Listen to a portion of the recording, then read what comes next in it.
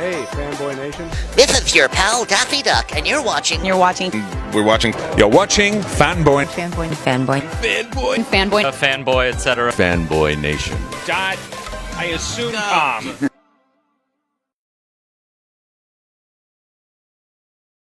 This man has won a Juno, which we won't hold against him because he is Canadian, but he is living in the United States, so that's a bonus. But also has a huge love and affinity for professional wrestling, just like myself. He is a bit of a quote The Rock, Cody crybaby. John Dawson, how are you today? I'm great. I don't think I've won a Juno though. Oh, I thought the bio said you won a Juno. No, I've played with some Juno winning artists. Yes, I have not. Although, we've applied this year, we'll see, but I have not personally won one yet. But thank you for that, putting that out there. Well, I am projecting, so even better. I love it. Yeah, thanks, man. Yeah. We both have a huge affinity for professional wrestling. There's also the Mildred Burke biopic coming out in about a month and a half, I believe. Starring a couple of Canadians, made by a Canadian. So you're in decent company here, and that's going to be Queen of the Ring. Hopefully, we both get to go to the premiere for that. I wouldn't say no to that, but I think we're in pretty good company. Canada's, we've produced a couple over the years. We've had some high spots.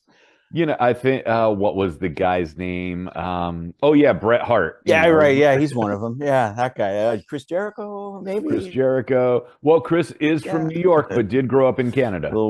Little Winnipeg. Yeah, Kenny Omega. Yes, he grew up in Winnipeg, so Kenny Omega. There you go, Winnipeg. Yeah, we've got a few. Of course, the late great Owen Hart goes without saying. We're it's a lot, especially where I am in Toronto. We were a former we were a Tunney territory. We were the Maple Leaf Wrestling before it was sold. Might even have been to Vince Senior, but eventually became part of the W. So we've been a very much on that a part of that family from the early days of when Vince Jr. started amalgamating the territories. Yeah. But it runs deep here. It does, I also reviewed the documentary about that ice road trip that they take across Alberta in the winter, the death road or death trap.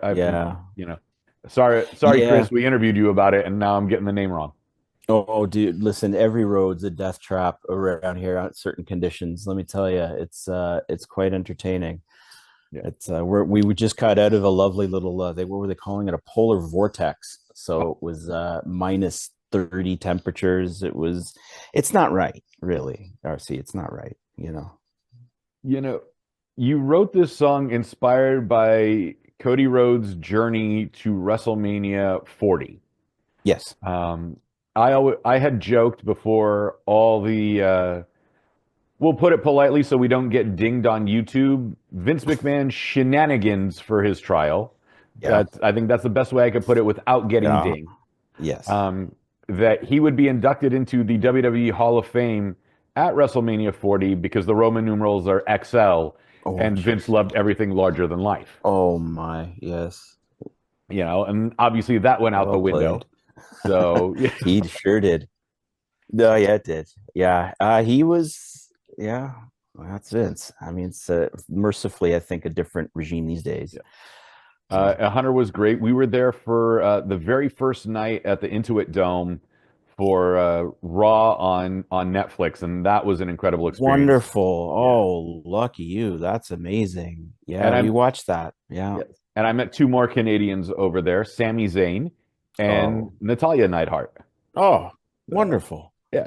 So we're keeping the whole Canada theme in professional wrestling in this conversation. Thank you. We would be remiss if we actually forgot about your song, Under All the Lights, that you've written. It's a beautiful ballad that's dedicated to Cody Rhodes and his wife, Brandi. How did this all come about that you're writing a song essentially about another man and his wife? It's I was listening to him talk on the way because we drove to Mania. I was there, took my kids. And it was just something he said in the lead up to the event about how happy he was at how Brandi was going to be framed in the event. As a husband, I'd never heard a wrestler talk like that before, that with, The Rock involved, everything going on, the eyes of the world were on him and he seemed to look to her. As a songwriter, it just felt like a great story. But I don't think at that point I didn't really have any intention of writing a song until I was for some reason wound up going down this rabbit hole where I rediscovered the Springsteen song from the Aronofsky film in '08, The Wrestler. And it's perfect for that film, but it's a pretty depressing tune. I mean, it's good. It's Springsteen. He knows a thing or two, but it just he's from Jersey. He knows how to be depressed. Nice. Yeah, because there you go. That's funny. I just felt that maybe it was worth taking a crack at another narrative, and I'd seen my kids basically look to Cody the way I would have looked to Hulk Hogan as a kid.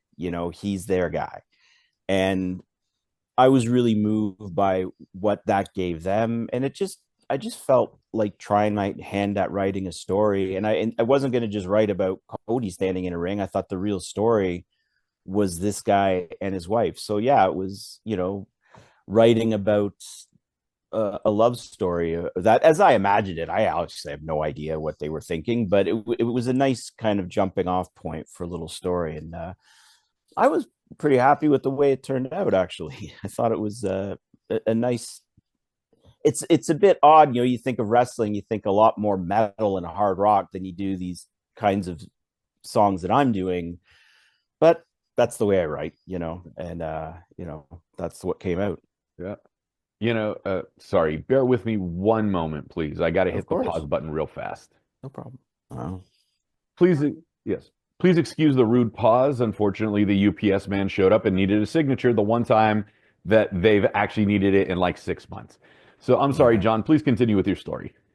No, it's again, it was just, you're always, I think, as a songwriter, you've always got your ear to the ground for those things that just jump up. And I just was sitting home strumming through some chords, and that was the story that was fresh out of only a couple weeks after being there. So I guess it was fresh on my mind, and I went with it. And I was a bit surprised myself. I'd never really anticipated that I would write something like that, but obviously it left an imprint on me as a writer, and I'm happy I caught it, because I think it turned into a nice little tune. It's a fantastic tune, and we know Mrs. Dawson is mad at you for not writing her a love song. It's powerful, but yeah, I got to do 5 more now. Yeah, it's increased my workload quite a bit. RC, yeah. Mrs. Dawson now is expecting an EP of love songs. We're doing a whole tribute concert, everything. It'll be, it's going to be quite a spectacle. Parades, yeah. And a warning to the Dawson kids: look, I've met Cody a handful of times. Great guy. Your dad is a fan of his. Yours is a fan of his. No neck tattoos. No, yeah, they already tried bringing that up. I'm like, no, I'm drawing the line there, man. A fake one, maybe, but no neck tattoos. Yeah. And speaking, it's cool that you met Cody. That I really hope at some point he gets to hear this too, and it really would mean a lot to me. I don't know if that can happen, but it would mean a lot. And I would love to know what they think of it, to be honest. But hopefully they like it if they ever hear it. Well, we'll tag him on social medias as the interview goes live, and hopefully he'll find it that way. Thank you very much. That means a lot. Thank you. Thank you. You went to WrestleMania 40 in Philadelphia, which to you was a heat wave, being from Canada. I almost wore shorts. Yeah, man. Yeah. Can I tell you quickly about that? That was the first time being in Canada. Here's what kind of an island. It was the first time I was ever able to try the Broken Skull IPA for the first time at a tailgate at WrestleMania. So that was really the big takeaway for me, that I got my first Broken Skull. They're not here. You can't get them. Really? That's surprising, because Molson's is all over the place. Yeah.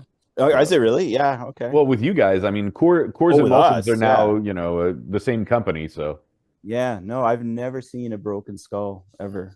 Okay. I don't even know if you can order it here off of a website. I've never actually tried that, but anyways, that was a total this sidebar there, but I was pretty excited about that moment, let me say.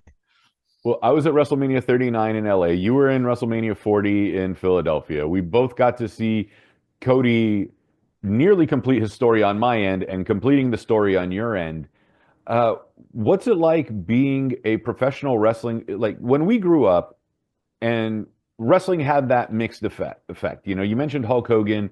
You know, as a kid, loved Hogan. Now, as the news comes out, it's a different story with the way people are Sure. reacting. So Yeah. we're not going to say one way or the Nope. other. Yeah. Um, it was one of those things where like it's fake and we got made fun of for enjoying it. Attitude Era Monday Night Wars comes about and now it's getting bigger ratings than the NFL between, 97 and 2001. And here we are in this second golden age of professional wrestling. What's it like for Mhm. you as a fan of the industry going from being a kid that essentially made fun of for liking wrestling, it becoming the zenith juggernaut that it was with the Monday Night Wars to now this second golden age? I love how it's what's been really fun is watching how it's adapted to fandom culture because and you probably see this fandom has really changed in general. It seems like this massive river with a lot of tributaries, whether it's Star Wars, Lord of the Rings, comic books, video games. And for a while, it looked like wrestling was really on a parallel course, still with its kind of, bubble. And the people who liked it. The people who didn't just didn't think about it. It's really, I mean, it's on Netflix for crying out loud. It seems to have found its way. I love how they've reinvented for this moment in pop culture. I just find that really interesting that it took a while, but they seem to have figured it out. And the whole fake, I mean, you know this from the Attitude Era, they pulled the curtain back, the whole Wrestling with Shadows thing. I've never really understood that indictment given the amount of fiction we tend to watch that complaining something is fake was always a very strange argument against wrestling to me. But I really do like where it's the moment it's having right now. It seems to really, it looks like the talent is having fun. It looks like they seem to be firing on all cylinders. And I really gotta, I don't watch, again, this is not a judgment. I don't watch a ton of AEW, but I'm so happy there is another player in that space because I think their presence alone really did the same thing WCW did back in the Monday Night Wars. They really lit a fire under the WWE, and the WWE has responded. So I love the fact that I'm watching this moment right now, and I love how different it is. The Attitude Era was different from the Rock and Wrestling Era, and this is, and I knew that all along. I'm like, I know wrestling; it always comes around again, right? It Right. seems to go through these cycles, but I knew that it wouldn't look like it did in the '90s, and I was just waiting to see what would it look like when it comes around again, and it seems to be this, and I never would have called this. So good on them and good on the sport itself for finding its way in a very busy pop culture fan world. It's awesome.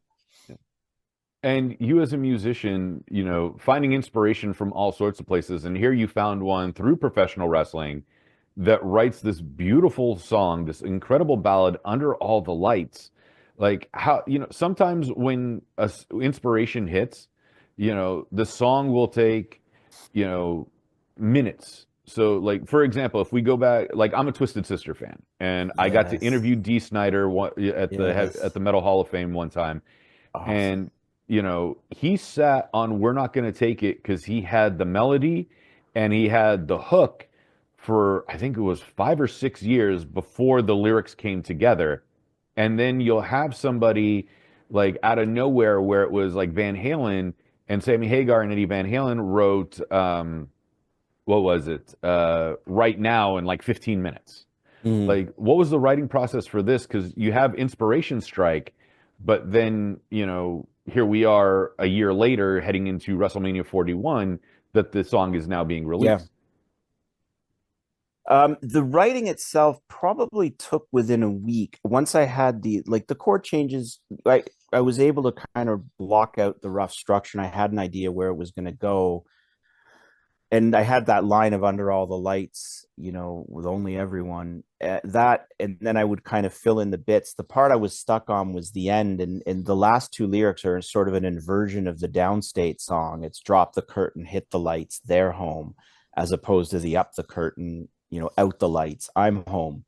And that I was really kind of stuck on just how to tie up the tune. So that took the longest, but I was able to work out the tune itself probably in about a week, but I wasn't able to get just because I had another album. I released an album in the summer called Outlier that's out right now. So I was working on just kind of promoting that. So I didn't really have my any new tunes ready. I wasn't really thinking about that. So it wasn't until September when I got the band together and we finally went into the studio to get it together, and that took probably about a month between bed tracks and mastering. And then by that point, it's Christmas. I wasn't really going to release a new tune when Mariah Carey's everywhere. So, thanks to the advice of my brilliant publicist, Eric Alper, we waited till January to do the release. So it sort of got drawn out over a bit of time there. But the writing itself, yeah, about a week. And then I added a bridge. There's a little extension of the bridge I added a few months later because I just felt it needed something else. So yeah, it was fairly quick. That's not normal. I've sat on tunes for years as well. Sometimes the tune just resists being finished for whatever reason, and but sometimes they're ready to pop. And this one happened a little more quickly, at least that end of it. Yeah. Is there a moment where, like Ozzy Osbourne had Mama, I'm Coming Home, Motley Crue had Home Sweet Home. And the reason why I keep bringing up all these metal acts is because last night I was at the Metal Hall of Fame Awards, or induction ceremony. So, that it's fresh in my mind. Do you also like pick up inspiration from those songs when you're writing this? Because there's so many songs about coming home to a spouse, Kiss Did Beth, and so on and so forth that that also ties into a song like this? That's a really interesting. I mean, that music is in me. I mean, as a guitar player growing up when I did, I mean, my goodness, all of that music, I played bars for years. So there's this pantry of ingredients that I'm probably constantly pulling on, whether consciously or not.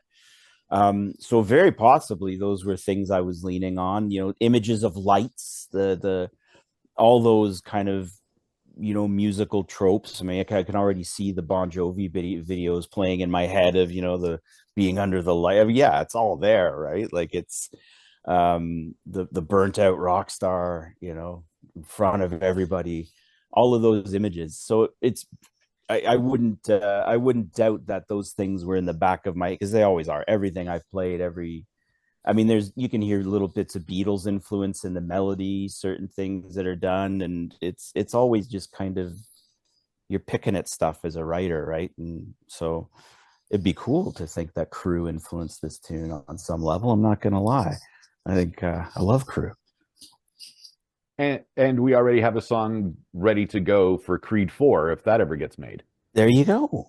There you go.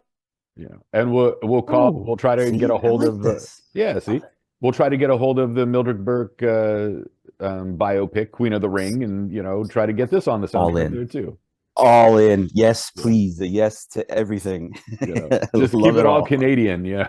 Let's keep it all Canadian, yeah, man. Yeah, all in house, yeah.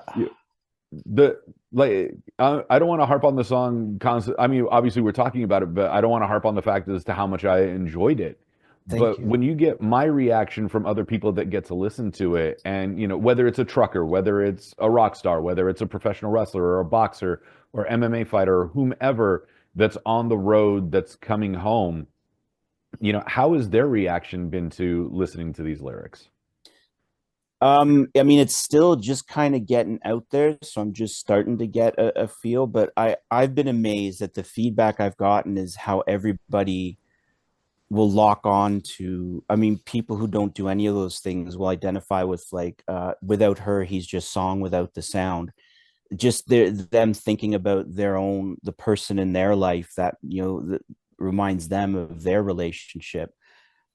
I always wanted, and I try and do this with any song, like to create lyrics that I don't want it just to be what I'm thinking. It's, you want to push those words out where everybody can find an entry point and it can mean something to them. So I've loved listening to what people have locked onto. Some people just love the instrumental section because it does some funny little key change in the middle, and people really like that. But lyrically, it's really neat hearing what people have been drawn to, and that's there's really no way to describe how awesome that is when somebody takes a meaning out of something, because especially with songwriting, that's kind of the point, right? Like I don't want you just living in my head. I want my work to mean something to you. So the theme of that one person, that one who believed in you when even you didn't believe in you, that seems to be the thing that's resonating a lot with a lot of people. And when it goes from being internal, inspiration strikes, you start writing the song, and it's going from there. And this is a very internal process in the songwriting aspect.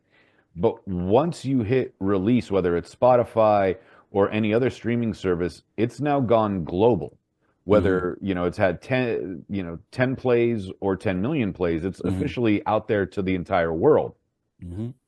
Is that the instant it goes from being a personal anecdote or a personal reflection to an international, it's on display for the entire world? Or is there like a transition period for that? No, that's pretty instant. I definitely feel that once it's out and it's released, I'm like, okay, I can do no more. It's like we're done. And then from there, I just I usually think, okay, now I want to write. Let's do something else, and I want to move on to a new thing. But yeah, I don't really hold on to it much after that. Once the mastering process is done, once that master is back and we've done it, and it's like, okay, it's done. Now it's just set it up and let it go. And beyond that, if people like it, they like it. If they don't, I still like it. So yeah, there's a definite that it's pretty instantaneous for me. The minute I see that it's live and it's out, I'm like, then there's you start to watch. I watch the metrics. I watch the Spotify streams. I mean, the YouTube videos up to something like 6,500 views. That's fun to see. Yeah, all that stuff's cool because it's like, all right, it's resonating to some extent, but I don't know. It's crazy. It's hard. I can't. Yeah, I just really need to. I let it go. The short answer, yeah, you gotta let it go. Drive yourself crazy. Right, because that's where you got to sit there and realize like it's no longer mine. And then when the Not at all. Yeah. interpretation changes from like what Okay. your intent was to what the audience receives it as, it's night and day. But that's almost for a song like this. To me, that's the fun part. I've had a lot of fun with people where I wouldn't tell them right away what it's about, and they would come back, oh, this must be you writing, you and your wife. I'm like, oh, I can't wait till you find out what I really wrote this about. So I've had a little bit of fun with that, to be honest. And like some people like, really? It's about a wrestler? Like, yep. And a rebuttal to Bruce Springsteen, The Boot. So there you go. That's been a little fun, actually. Well, this is definitely happier than the theme for The Wrestler, which I Yeah. always tell everybody, if that movie was The Boxer, Arlovsky and Mickey Rourke would have won an Academy Award for it. Yeah. That's a great point. That's a great point. It was a beautiful film. And the tune was gorgeous. Yeah, you're right. It was that particular subject matter. I mean, maybe it'd be different if it had come out now. I don't know. Maybe 2008 was a bit of a valley, I think, in public. What we knee deep in the ruthless aggression era there, probably, right? So may not have been the real zenith of wrestling's presence in pop culture. But yeah, that's a great point. I mean, It's Iron always Claw did well last year. I was just going to mention, actually, I think that's what sent me down the wrestler rabbit hole is after Mania, I was home watching the Iron Claw, and it's beautiful, but man, is that a sad movie. Holy. And I think that's also what moved me. Like, I want to write something kind of about the good stuff in wrestling. Now I got the wrestler in my head. I've watched the Iron Claw. I needed a palate cleanse for myself, I think, more than anything. That was a gorgeous film. The Von Erich thing here, it's funny being in Toronto, I only knew the Texas Tornado, when he was in there for a cup of coffee in the WWF, because there wasn't a huge presence of the Von Erichs up here through where they were working. So I've only learned really about them more in the last few years. And I thought Zac Efron was pretty brilliant in that, actually. He was. I'll give you an anecdote about this. Please. So when the movie came out, I was in contact with the PR team. I reviewed the film. I saw the film, I think, 5 times.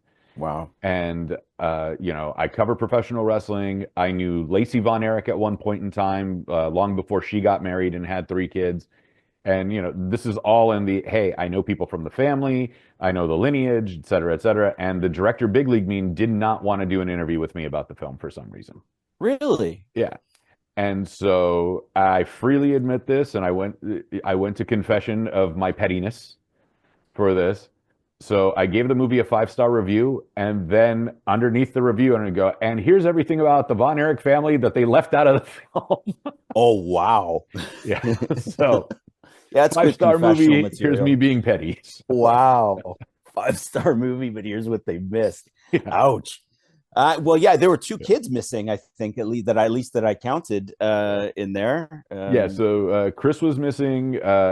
David Von Erich's first wife and daughter are missing, and and Carrie's kids are missing, which is Lacey, one of them, and then so on and so forth. But I was like, yeah, just left all this stuff out, and that was just my pettiness of, if you don't want to interview with me, fine.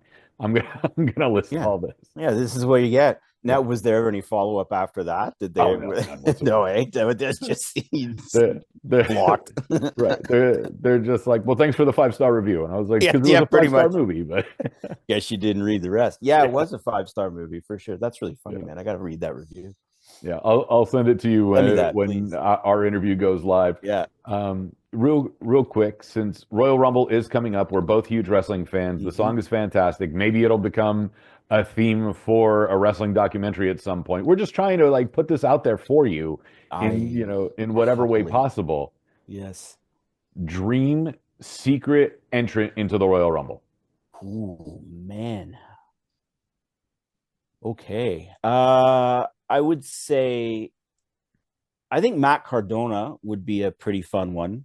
Mm-hmm. I don't know if that's dream, but it's off the top of my head, because sometimes I want to go back for nostalgia pops. Mm-hmm. Punk's already come back, so I got to leave him out. I'd probably say John Moxley. Okay.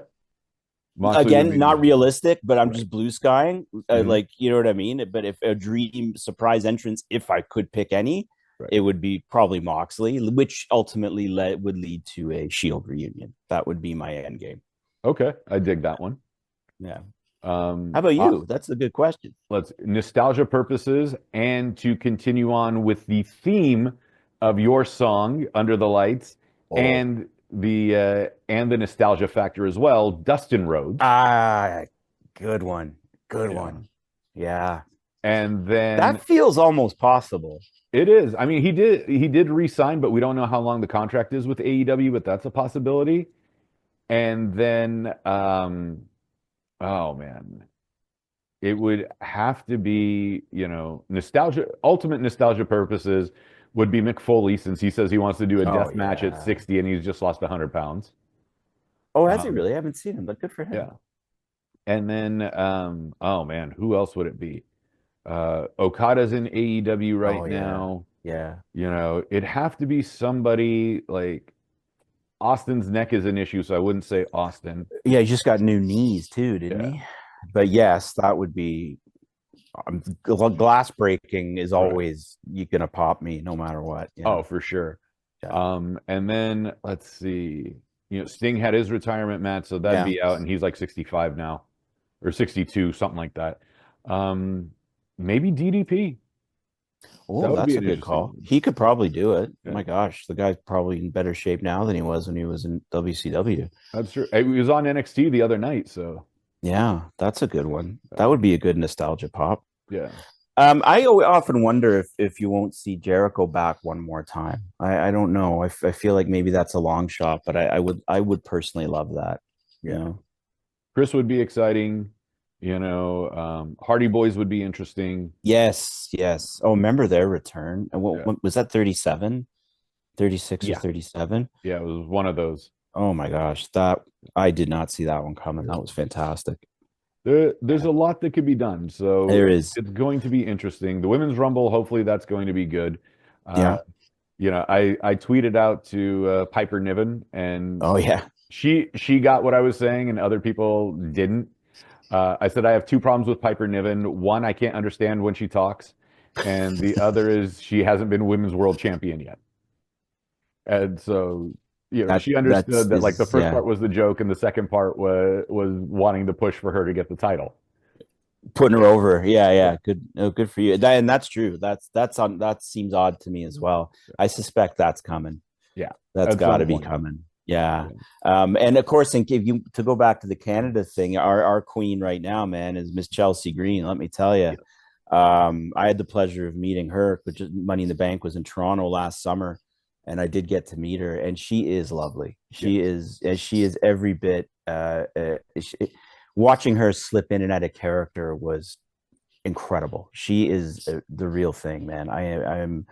I'm so happy they put the US title on her. I think her gimmick is just killing me. It's so good. It's fantastic. And she is Matt Cardona's wife, so husband and wife in the Rumble. And aren't they the first husband and wife US champions in wrestling history? I think so. Yeah. All right, good point. See? That's a good one. I told Natalia this. I told her to pull a Lance Storm when she wins the US title. Okay. And turn it into the Saskatchewan Hardcore International title. That's a great idea. And she looked at me because we all knew what the acronym was growing up. And she just kind of gave me that look like it's a little too naughty, but it's funny. I like that. So Lance. Yeah. Oh, that's good. And I mean the Rumble is probably my favorite one of the year. I love it. I love the countdowns that are 90 seconds. I don't they're loose. Right. Yeah. So sometimes it feels like 5 minutes. Sometimes it feels like 30 seconds. I'm not really sure how that clock's working back there, but speed it up. We're gonna go overtime. Yeah, exactly. Yeah. As that's the song always a laugh. Oh, I'm sure The Rock will show up at some point. Yeah, The Rock will show up. Take an Undertaker long pause to get to the ring, and then not even step in the ring at some point. But Under All the Lights gains traction, your love of professional wrestling, your musical talents are being showcased here. How exciting is it that your two worlds are colliding? Because you are a music fan and a musician, and you are a wrestling fan writing a song about life on the road for a wrestler, and now it's kind of converged into this aspect of you get to enjoy both and talk about both work-wise and your own fandom. Yeah, that has got to be my favorite thing. Yeah, I love that so much because it was unexpected. I certainly never planned on it, but it also happens to be a tune that I'm particularly proud of. So I'm also really happy to put the tune over, and I get to talk about wrestling. It's just like, oh yeah, this is something I could do for a while. Like it's pretty great. Yeah. John, where are we going to be able to find you on social media when we want to continue the conversation of Under All the Lights, and then pick your brain some more about dream entrants into the Royal Rumble? Oh, I would love to continue this conversation. I'm at John Dawson Music on Instagram, X, at John Dawson Music channel on YouTube, but X and Instagram at John Dawson Music. And please, I would love to continue this conversation. And don't worry, John and I are going to discuss off the air how we're going to start our own wrestling podcast. Yes, that ties music into everything. Yeah. We certainly are. And listen, I gotta say, man, Fanboy Nation is brilliant. I love the philosophy. I love what you guys do. So it's I really thank you for having me here. No, It's really cool. thank you so much. Yeah, people were asking like, when I started it, they were like, what does it entail? I was like, well, like the United States, how we have 50 states and they're all tied in, but they're all, independent of each other in a sense. Yeah. Like California isn't going to be exactly like Arizona. Arizona is not going to be exactly like Texas. Like we have a unifying factor, but we all have our own individual aspects. So we have movie fanboys, MMA fanboys, wrestling fanboys, comics, etc. So that's where the nation aspect comes into it. And I think that, when I said before about pop culture as a river, you've nailed that with what you guys are doing. To me, that's fandom now. Is it's all these different entry points. So it's a very cool model you've put forward. It's a really, really exciting to be here. Thank you so much. I really Oh, my appreciate it. pleasure. One last thing. I'll leave you with this. I don't know if you're an MMA fan as well, since WWE and UFC have the same parent company now.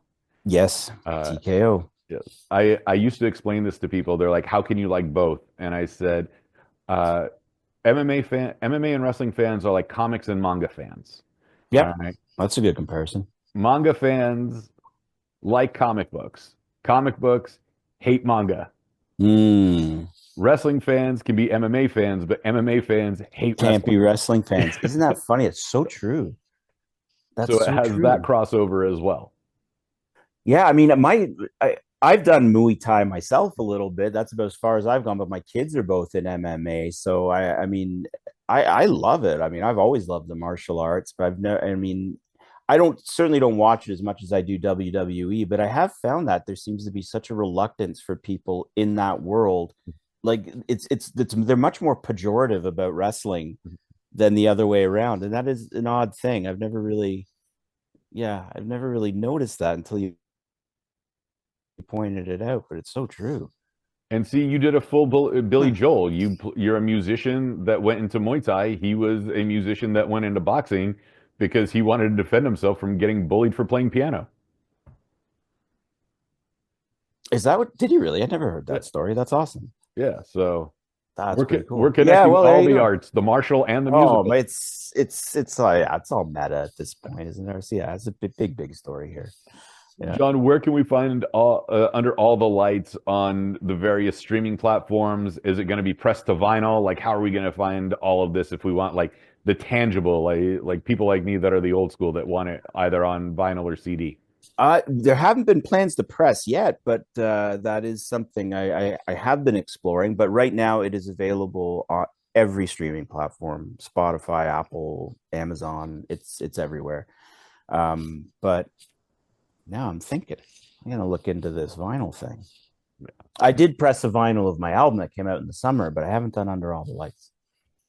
Yeah. So Put it on yeah. a full EP, just wrestling theme songs, Sure, I'll redo Real American. No, I won't do Real American. Let's see. I'll do Do as a Grab real Them Cakes. Canadian. Real Canadian and Grab Them Cakes. Junkyard Dog. That one that never got enough play. Yeah. And like Kevin Owens just pulled that Canadian Dream T-shirt. Oh So my God, that was amazing. yeah, I love him so much. He is the funniest thing. Him and Dom Dom are the funniest things in wrestling right now. okay. So this is the last anecdote before I let Sure. you go. WrestleMania 39, Yeah. when Dominic Mysterio came out in a paddy wagon, and sorry to our Irish friends, we know it's a very derogatory term, and we want to be politically correct to you as well. So forgive us for that, but that's the term that's been used for over 120 years. In his dad's mask, in full chains, and Yeah. the heat in the stadium went nuclear. It was amazing. Yeah, I so loved was it so much. phenomenal.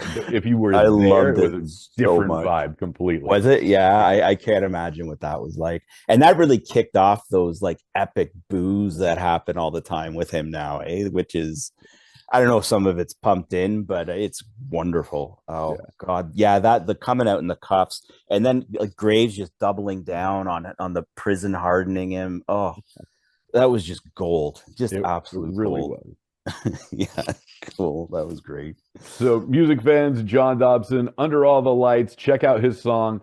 Come back talk to all of us about pro wrestling while you're at it. We got to have more fun. John, I look forward to talking to you even further about music and wrestling and everything else in life. Remember, Dawson children, no neck tattoos, and thank you for everything.